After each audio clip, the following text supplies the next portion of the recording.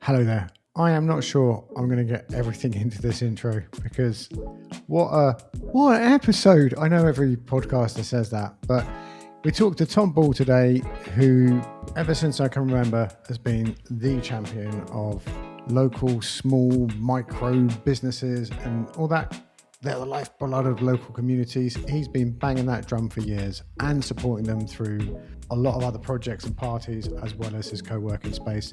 We go into the co-working's dirty little secret there, but you're going to have to listen to find out what that is. And if the only thing you do in this podcast is listen to the pricing model, which I don't think I've heard it from someone I know quite like this. And I think it's very of our times. Pricing is one of the hardest things to sort out in our ever-changing, flexible co-working world of work. And I think Tom Ball has nailed it. Also, there's a lovely little pay it forward, how you can help people out. So there's a lot of abundance in this episode, and there's a lot of rock solid business. So business advice even. So let's get into the show. Hello, folks. It's another locally grown co-working values podcast. And in the studio today is Mr. Tom Ball. Tom, what are you known for, and what would you like to be known for? Hello. Good question. Probably known for doing slightly unusual things, from buying a fancy dress shop to having wacky themed workspaces.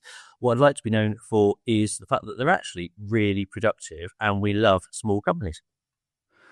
That's so convenient because that's the topic of today's conversation. So I as we were talking before we came on, like all that like local entrepreneurship thing, and I hate saying things like this. I see you, Tom, as someone that champions the local indie, micro, independent economic agent, small business type person rather than the rock star glam, million followers on YouTube type of person. And I think that's really important. And you're one of the people that I've like constantly referred to around the Desk Lodge ecosystem and how you act in the business community.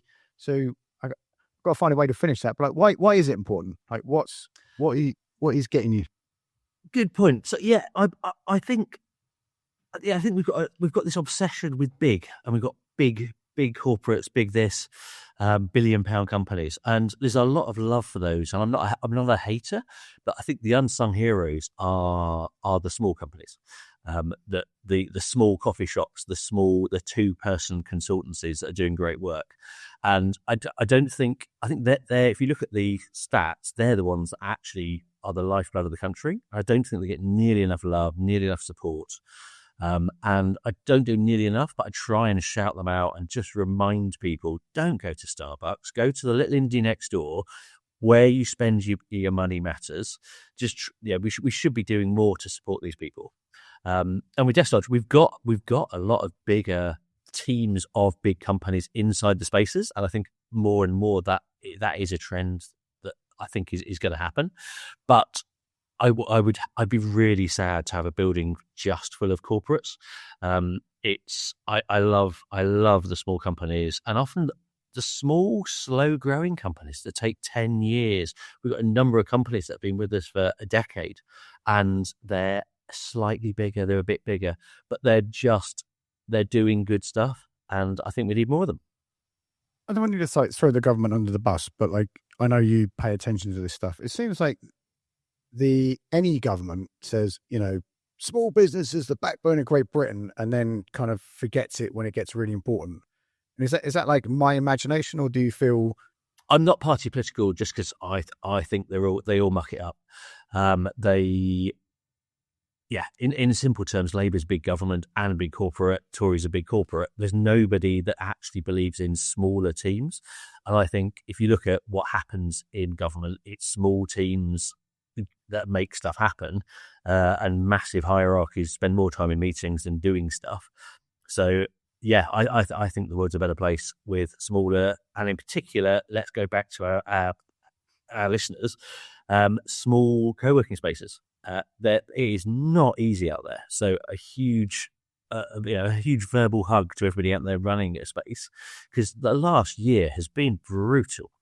And for everyone I know, everyone I've spoken to, it's across the board. It's not that the indies are being picked on and finding it tougher. The whole market has been really tough. The build up to the last budget was basically creating paralysis, and nobody was making decisions, and that meant nobody was moving into spaces, and all your clients are having their pipeline delayed and are struggling. So it's just been a tough time.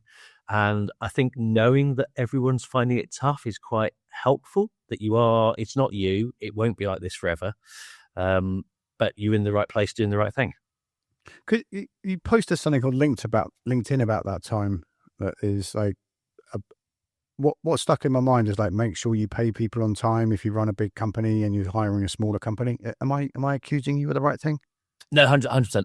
It used to drive me nuts when big companies would insist on these ridiculous long time pay things, pay late, and then when you chase them, have the audacity to go, "Oh, were you short of cash?" You're like, "No, I'm paying my bills on time. How are you doing?"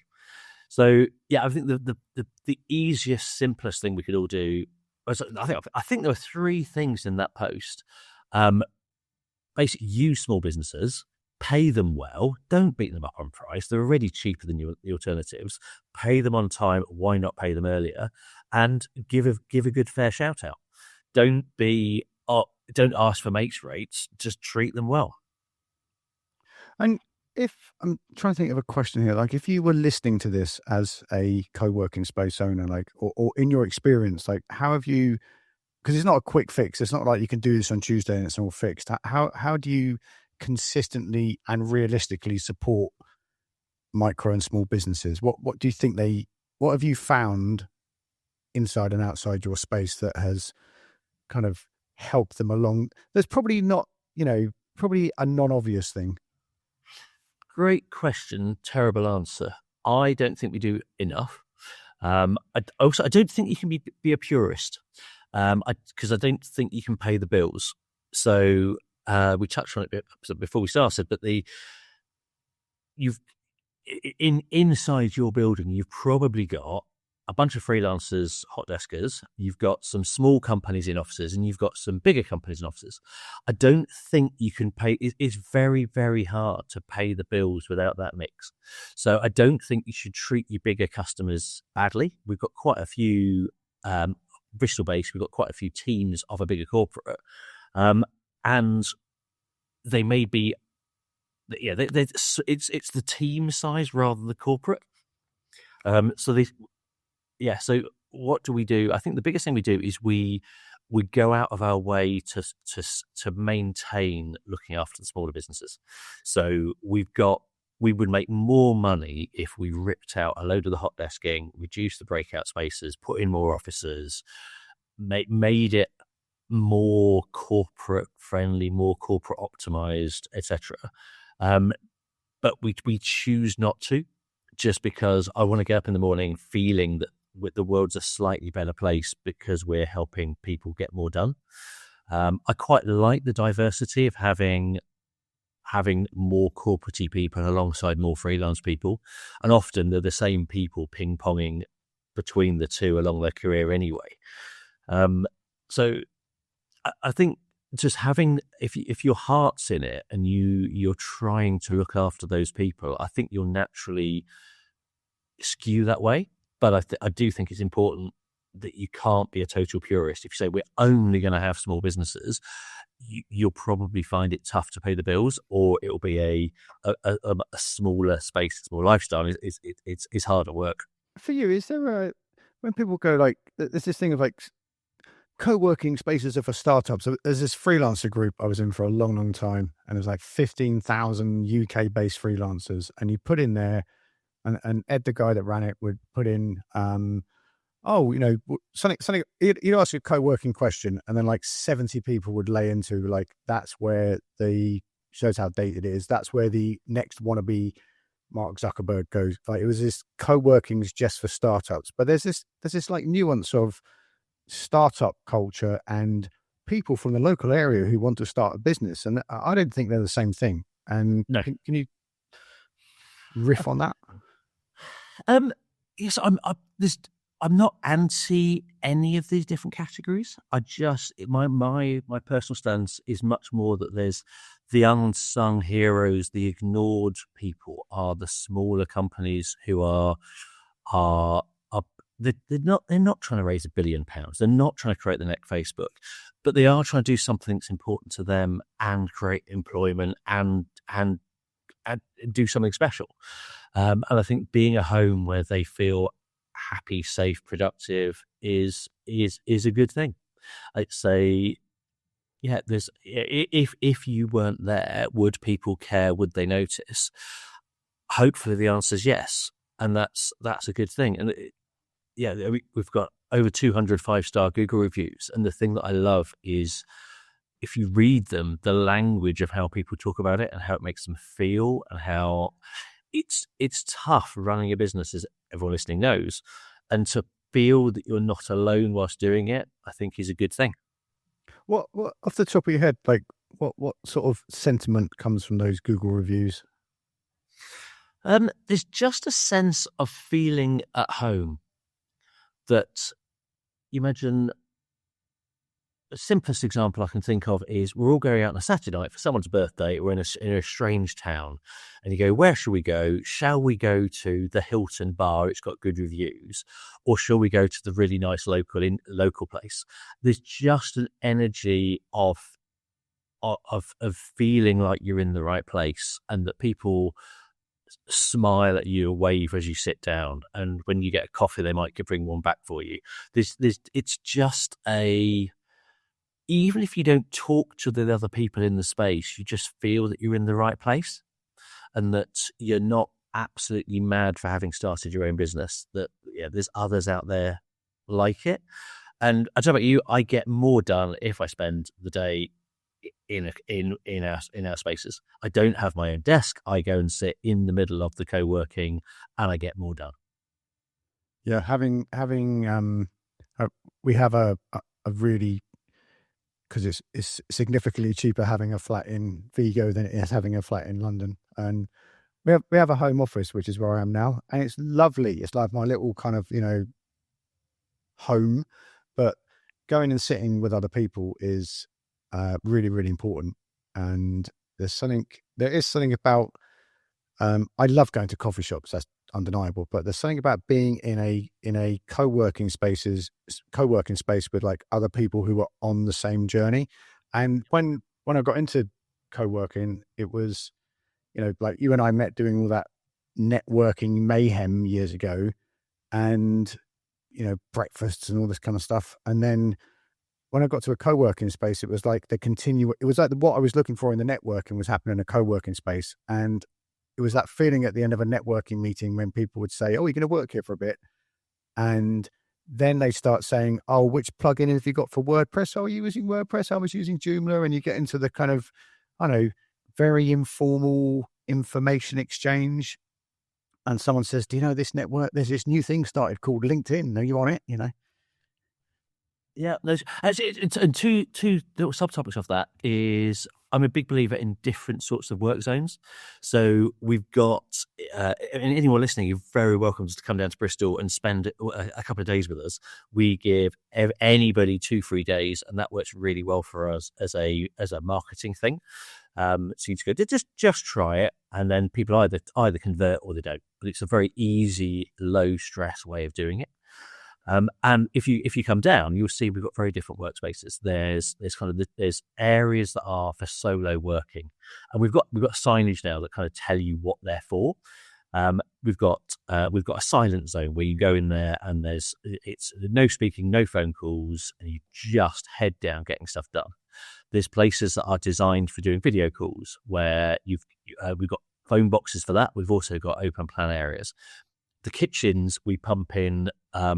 We've got sort of our own, not quite radio station, we're playing music. So that's about leaving the building without leaving the building. And so we deliberately design these different spaces for doing different things. And I think, again, you do need to have space to be able to do that. But I think it seems to work well, and very few of our more commercial competitors do it. I think it's a luxury that makes the space better, but you make more money by giving a worse product because people don't know to look for it. But the other one I want to talk about is about pricing. We spent quite a long time with trying to work out how you sell different packages of hot desking, because everybody wants simple, but they also don't want to pay any more than they have to. And after we did quite a lot of work, and I'd have a look on our website if you want to see it and copy it. But we won the award at Flexa for doing this. But it's because you end up with, and I hope this is useful for the listeners, but It trying is. to work out how to price it. Hourly pricing, I love hourly pricing. It's really complicated and hard to administer. So we've come away from that. So we do days. The way we've done it, we have 4 packages. So we've got unlimited, which everyone understands. We've got 8 days a month, which, as you were saying, Bernie, is about that. I like having a home office, but I want to get out and have some space away. 8 days a month is kind of quite a good way of having. It's basically 2 days a week, so that works quite well. We've also got off-peak, so we do Mondays and Fridays, because generally Mondays and Fridays are quieter than other days, so that's a cheaper option. So if you go, I want to get out of the office, out of my home office, I want to break, but I want to spend the least money, then we've got that option that lets you do that for Mondays and Fridays. And then we've got the interesting one is we've now got 1 Plus. So we sell day passes, and we found the problem with the day pass is you kind of leaning back away from it. You think of a gym. If you paid every time you went, you almost disincentivizing yourself from going. The fact you've paid means you might as well go, and trying to work out how to capture some of that energy. So we've called it Flex 1 Plus, but basically you pay a monthly membership and it gives you 1 day a month, and then you get a discounted rate for other days. So it's fundamentally it's the same as pay as you go, but having that one a month means you feel that you belong and you're kind of leaning forward slightly. We don't waste your 1 day a month. And so you just have that rhythm and you don't become a stranger. And that seems to have proved quite popular as well. So, yeah, very geeky, but hopefully useful for people trying to work out how you offer a range of options. How long did it take you? I love it, Tom. How long did it take you to work that out? Is that like a whole year or 2 weeks, or like Gemma walking around with a clipboard? So 10 years and 2 hours. So we basically we've tried different options. And I think we've always had unlimited 8 or 10 days a month. I think it was 10 days. We shrinkflationed to 8 days as a way in terms of where we upgrade the pricing, and we've always had day passes. So it was just debating what problems our members seem to have. And it was fundamentally with the unlimited and the 8 days work, but there are some people that do want to use us but don't want to pay what we need to charge for the 8 days. And how do we get people to come in on a Friday when it's quieter? So that's where the off-peak came from. And then the day pass, it was just trying to work out how do we make it feel like you belong? What's the membership that we can sell? And 25 quid a month for 1 day a month. So actually, to put numbers on it, it's 30 quid for a day pass, 25 quid a month with 1 day included, and then it's 25 for the extra days. So we're just nudging you to feel like you belong and to make it as easy as we can to walk back through the door more often. I like things like that where it's like 10 grand a month or 2,000 if you sign up for an annual membership. Like that kind of, making it a bit of a no-brainer. I exaggerated for effect there, which probably spoiled the impact of your offer. But trying to work out how to ethically nudge people, support them, and how do we make most people nod and go, "That's what I'm after." And again, it was just some good hard thinking, and trying to think about what our members were trying to buy, and a little bit of what we were trying to sell, trying to work out how to match the two. So, two questions which will probably end up being bundled in one answer is, I'm trying not to say, how do you get people to see the value, Tom?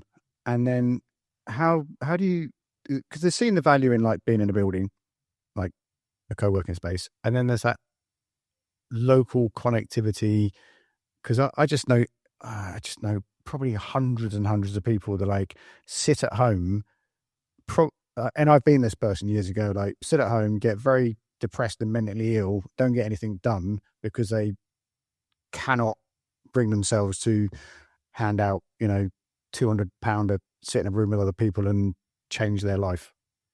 Yeah, I actually mean that, Yeah, no, I agree. It's if anyone listening figures this out, let me know, because I do the same thing. You go to a coffee shop and there'll be half a dozen people awkwardly sat on their laptop at lunchtime. Some of them oblivious, but a lot of them realizing they're not in the right place, but not knowing or being able to go there. And I kind of get how to spend, as you say, a couple £100 a month. It feels like an is a luxury. You can sit at home in your home office. The 2-3 days kind of helps, but that does not really, because people aren't going to take us up on that unless they're really considering it. So, yeah, I'm not sure. I think whether there's word of mouth or I agree. I think there's in Bristol is incredible freelance culture. There are thousands of people out there who aren't using our spaces, and a lot who have used us and have stopped using us. And I don't think it's because they didn't get value. It was because they couldn't justify it. And I kind of get it. Do I put £200 in my own pocket or pay it to a co-working space? So yeah, I don't know the answer. I'd love to know what the best thinking out there is.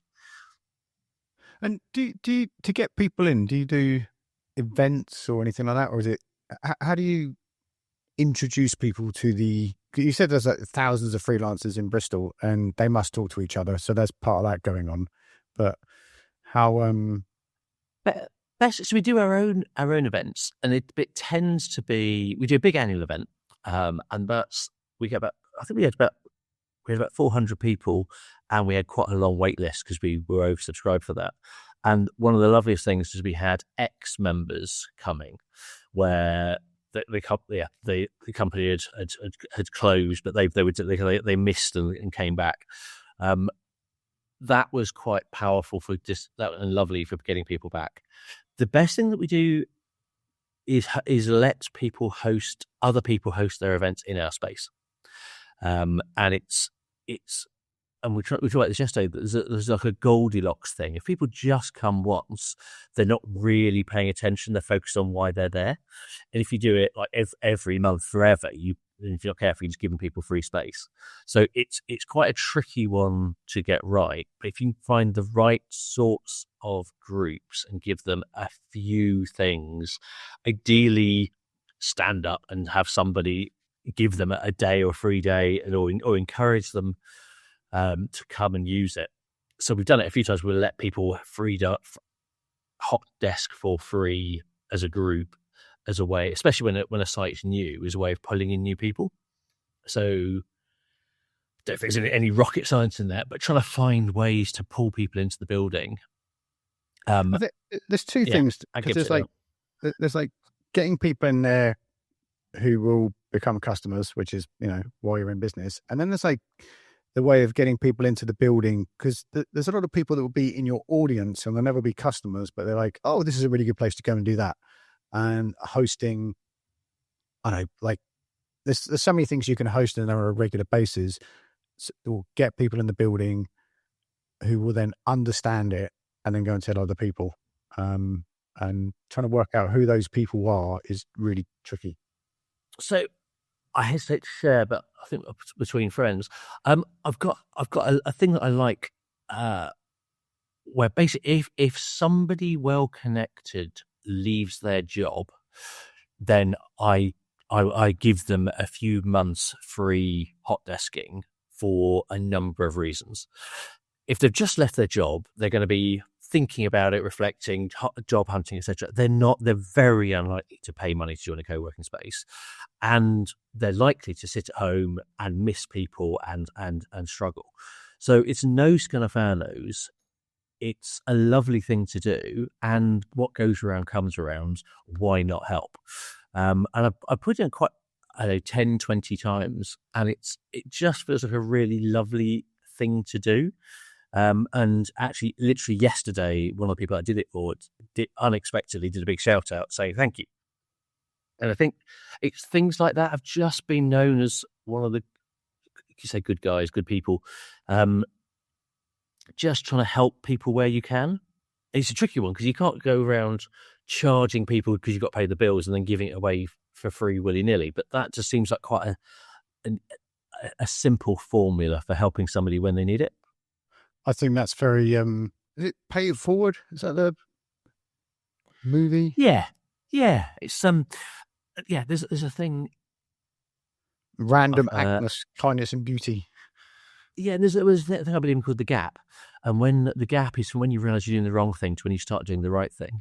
Every single one of us will go through that a number of times in our career. And it should be a joyful, exciting time where it was, I barely made the gap. Right. I've got 4 spare ideas that I can't do because I'm in the middle of something. And everybody should be so excited behind you and talking about opportunities. But what actually happens is people feel guilty, embarrassed. They kind of point over their shoulder when people ask them what they do and what they used to do. They stop going to things. We've got the wrong energy around it, and so I think it was that thinking as well that made me realise it's a time when people want, deserve, need help, and why wouldn't you give it to them? Definitely, like millions of examples like that. Really, really agree with that. Where can we? I'm going to put that video of, I think you and Gemma are in it, like Desk Lodge in 2 minutes, or whatever it is, in the show notes. But where's the best place to keep track of you online, Tom? So we've done a complete refresh and a complete rebrand over the last year. So all of the branding changed, obviously, and a lot of our spaces have been elevated. So the best places are desklodge.com to have a look at our website. We love other indies, so you're very welcome to come, have a look around.